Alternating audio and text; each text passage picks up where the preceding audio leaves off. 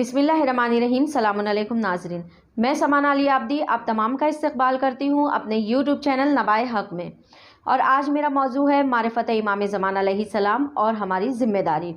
इस मौजू पर गुफ्तगू करने के लिए हमारे साथ मौजूद रहेंगी ख़ानम ज़हरा रिज़वी साहिबा। तो आइए उनका इस्तकबाल करते हैं और उनसे जानते हैं रसूल खुदा सल्लल्लाहु अलैहि वसल्लम की एक मशहूर व मारूफ़ हदीस जो कि इमाम ज़मान अलैहिस्सलाम से मुताल्लिक़ है कि रसूल खुदा सल्लल्लाहु अलैहि वसल्लम ने इरशाद फरमाया है कि जो शख्स इस दुनिया से अपने वक्त के इमाम की मारिफत के बग़ैर यानी उसे पहचाने बग़ैर इस दुनिया से चला जाता है तो उसकी मौत जाहिलियत की मौत होगी।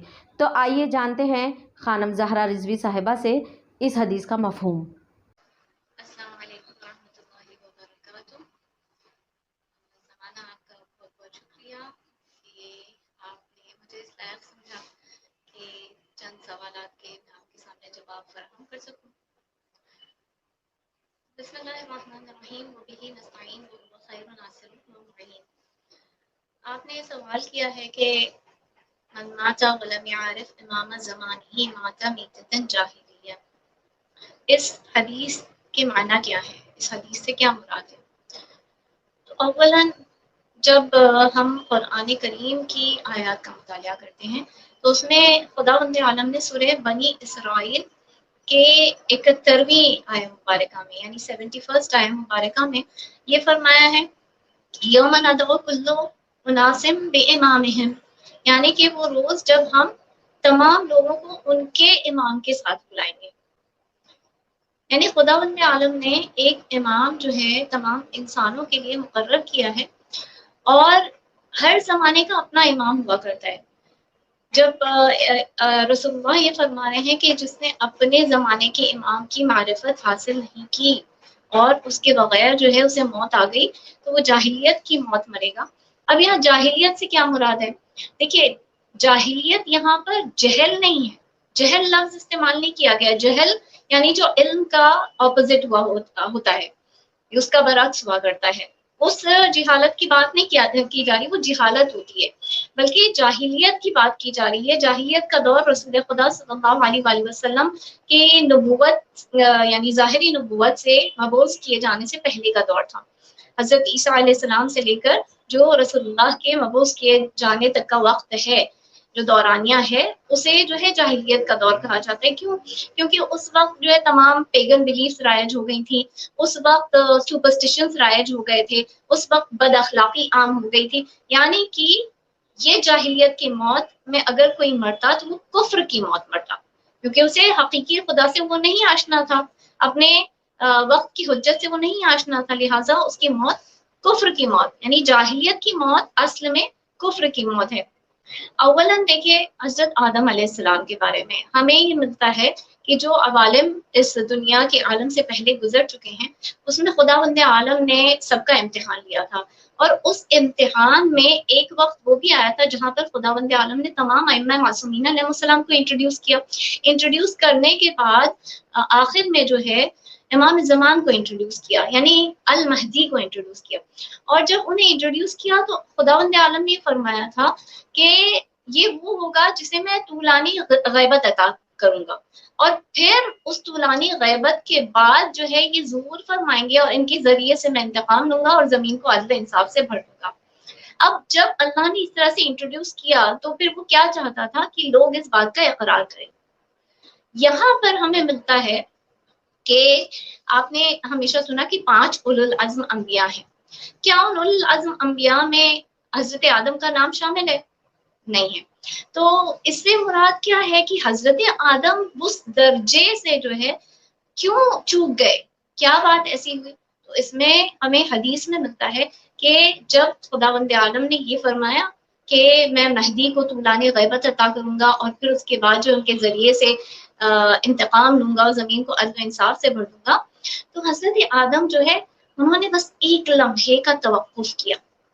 उन्होंने फौरन इकरार नहीं किया कि ए खुदावंदा, मैं जो है ईमान लाता हूँ, मैं तस्दीक करता हूँ इस बात की।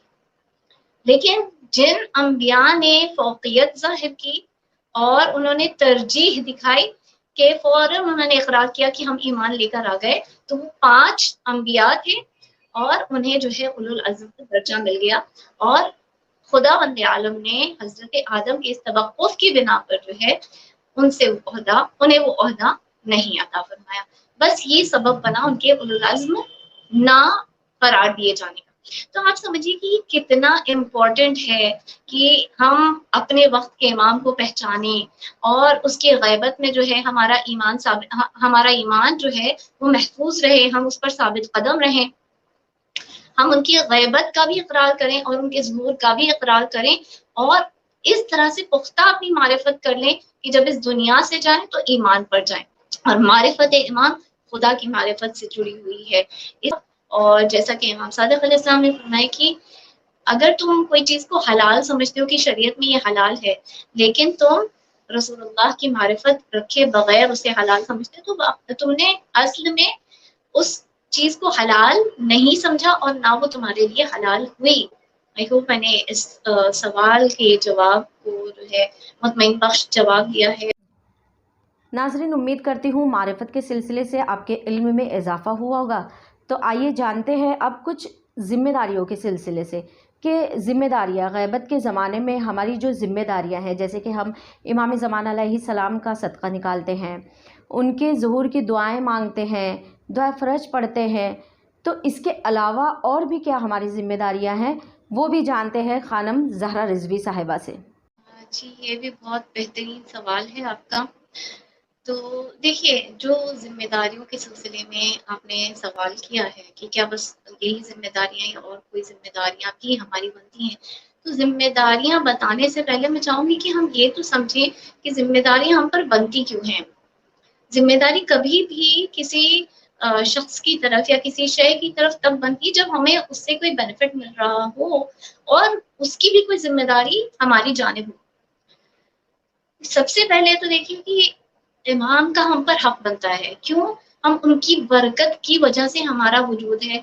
تو جب دیکھیے خدا بند عالم نے فرمایا خل جزاء الاحسان الا الاحسان، کوئی احسان کرتا ہے تو اس کا بدلہ سوائے احسان کے اور کچھ نہیں ہے. امام کے بہت احسانات ہیں ہم پر. امام فرماتے ہیں ہم تمہاری یاد سے غافل نہیں ہیں. اگر ایسا ہوتا تو بلائیں تمہیں گھیر لیتی، دشمن تم پر غالب آ جاتے. امام جو ہے جب ہم ان کے ظہور کی دعا کرتے ہیں تو یہ اسی ظہور میں ہمارے لیے سیکیورٹی ہے، ہمارے لیے امن و امان ہے. انہوں نے چند چیزوں کا تذکرہ کیا ہے جس کی وجہ سے ہمارے امام کی طرف جو ہے کچھ فرائض بنتے ہیں. ان فرائض میں کیا ہے؟ آپ نے کچھ کا تذکرہ کیا، دعا کرنا، دعائے فرج پڑھ لینا، یا امام کے ظہور کی دعا کر لینا، یا امام کی سلامتی کی دعا کر لینا. یہ سب تو فرائض ہیں، لیکن سب سے اہم فریضہ کیا؟ اپنے اعمال کو درست کرنا. امام نے کیا فرمایا؟ خود فرمایا کہ ایسے اعمال انجام دو جو ہماری نزدیکی کا سبب بنے، جس سے تمہیں ہماری خوشنودی حاصل ہو سکے. اور ایسے اعمال سے گریز کرو جو تمہیں ہم سے دور کر دیں، جو ہمیں ناپسند ہیں. اور امام کی صحبت اگر حاصل کرنا ہے، ہم سب کی دعا ہوتی ہے کہ ہمیں جو ہے ان کے اصحاب میں، ان کی کنیزوں میں شامل کریں. صحبت حاصل کیسے ہوگی اگر ہمارے اعمال درست نہیں ہوں گے؟ تو اپنی اصلاح کرنا. بہت ساری ذمہ داریاں ہیں. امام کی معرفت کو پھیلانا لوگوں کے درمیان، یہ گیدرنگس میں امام کے بارے میں بتانا، جن کو نہیں، جو ناآشنا ہیں ان تک جو ہے ان کی معرفت پہنچانا. اور امام کی ظہور کا شوق اپنے دل میں رکھنا، امام کی ملاقات کے لیے اشتیاق ظاہر کرنا، امام کی اس غیبت میں ان کے فراق پر غمزدہ ہونا، ان کے بہاف پر صدقہ دینا، اپنے ایمان پر باقی رہنے کی دعا کرنا. ایمان کے ذریعے سے ہی ہمارا ایمان سلامت ہے. علامات ظہور سے آشنا ہونا، مومنین کی مدد کرنا. اچھا دیکھیے، جب ہم مومنین کی مدد کی بات کرتے ہیں تو مومنین میں خود امام تو اول ہے کہ مومنین کی مدد کرنا. شاید ہم یہ کہیں نہ کہیں بھول جاتے ہیں اور ہم سوچتے ہیں کہ ہم یہ نیک اعمال انجام دے رہے ہیں، یہ مستحب کام انجام دے رہے ہیں، لیکن مومنین کی مدد کرنا بہت زیادہ ویلیو رکھتا ہے، بہت زیادہ جو ہے امپورٹنٹ ہے، اہمیت اس کی بہت زیادہ ہے. کیونکہ ایک مومن کی مدد کرنے کی خاطر قدم بڑھانے کے مختلف ثواب اور اجر بتائے گئے ہیں حدیث کے اندر. جیسے کہ جو ایک قدم بڑھاتا ہے تو 75,000 ملائکہ اسے اپنے سائے میں لے لیتے ہیں، یعنی معصومین کا سایہ ہمارے اوپر ہو جاتا ہے. اسے جو ہے 1,000 سال کی عبادتوں کا ثواب ملتا ہے.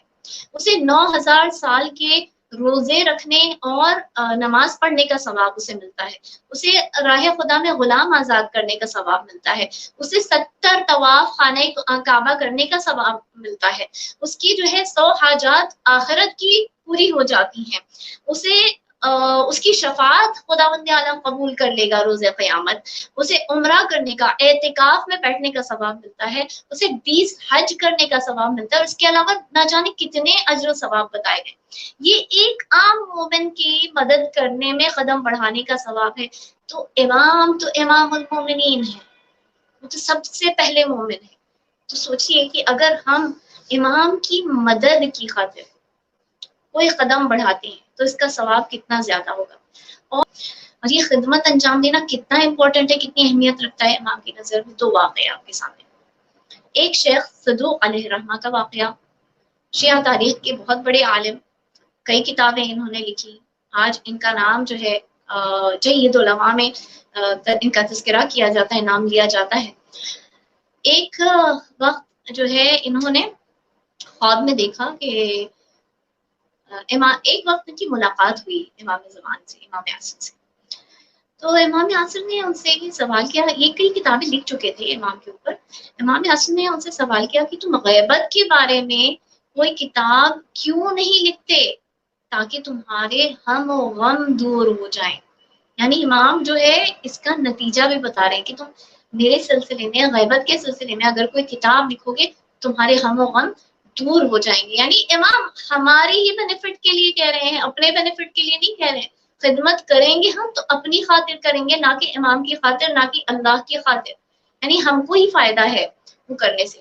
تو انہوں نے جو ہے کمال الدین نام کی کتاب لکھی، اور یہ بہترین کتاب ہے امام عصر کے سلسلے میں، کی غیبت اور ظہور کے سلسلے میں۔ پھر دوسرا واقعہ ہے محدث نوری کا، یہ بھی بہت جید عالم شیعہ تاریخ کے، یہ انہوں نے ایک مرتبہ جو ہے خواب کے عالم میں دیکھا کہ خواب کے عالم میں انہوں نے اپنی ماں کو دیکھا، لیکن اس سے پہلے کا واقعہ یہ ہے کہ یہ ایک مرتبہ جو ہے لوگوں نے دیکھا کہ ظہرین کی نماز کے بعد یہ شدید گرمی میں سامرا کے جو روزے تھے، اماموں کے روزے جو تھے، ان کے باہر شدید گرمی میں جو ہے وہاں پر کچھ افعال انجام دے رہے تھے، اعمال انجام دے رہے تھے۔ لوگوں نے ان سے سوال کیا کہ آپ یہ کیا کر رہے ہیں، اتنی شدید گرمی ہے، آپ سائے میں چلے جائیں۔ تو انہوں نے اس کا ریزن بتایا، سبب بتایا کہ میں نے خواب کے عالم میں کل رات اپنی والدہ کا مشاہدہ کیا، ان کی زیارت مجھے نصیب ہوئی، اور میں نے اپنی والدہ کو دیکھا کہ بہت کثرت سے میرے لیے دعائیں کر رہی تھی۔ جب میں نے ان سے سوال کیا کہ اے والدہ آپ اتنی زیادہ دعائیں کیوں کر رہی ہیں، تو انہوں نے فرمایا کہ آج میں شہزادی فاطمۃ الزہرا سلام اللہ علیہا کی مجھے زیارت نصیب ہوئی تھی، یعنی ان کی والدہ گزر چکی تھی، تو یہ برزخ کا واقعہ ہے۔ تو ان سے جب ملاقات ہوئی تو میں نے دیکھا کہ وہ مجھے بہت زیادہ میرا احترام کر رہی ہیں، بہت زیادہ مجھے عزت دے رہی ہیں۔ تو میں نے جب سوال کیا کہ اتنی عزت کہ میں حامل کیسے ہو گئی، تو انہوں نے، بیوی نے کیا جواب دیا کہ آج تمہارے بیٹے نے میرے فرزند کے لیے کتاب لکھنا شروع کر دیا۔ یعنی امام عصر کے لیے جو محدث نوری نے کتاب لکھنا شروع کر دی، اتنا مرتبہ بلند ہو گیا ان کا کہ جناب شہزادی کونین جو ہے اتنا عزت اور احترام ان کی والدہ کو دے رہی تھی۔ تو دیکھیں کہ امام کی خدمت کرنے کا، یعنی اہم ذمہ داری سب سے امام کی خدمت کریں، جس حساب سے بھی ہم کر سکیں، اور یہ نہیں دیکھیں کہ ہماری حیثیت کیا ہے اور ہم کتنی ہم میں کیپیسٹی، جو کیپیسٹی ہے اس کے حساب سے آپ خدمت کریں۔ خانم زہرا رضوی صاحبہ، آپ کا بہت بہت شکریہ کہ آپ نے اپنا قیمتی وقت ہمیں دیا، اور ناظرین میں امید کرتی ہوں کہ آج کا بھی ہمارا پروگرام آپ کو بہت پسند آیا ہوگا، تو میرے چینل کو آپ سبسکرائب، لائک، شیئر، کمنٹ کرنا بالکل مت بھولیے گا۔ انشاءاللہ میں آپ کی خدمت میں پھر حاضر ہوں گی ایک اور نئے موضوع کے ساتھ میں، تب تک کے لیے دیجیے اجازت، شکریہ، خدا حافظ۔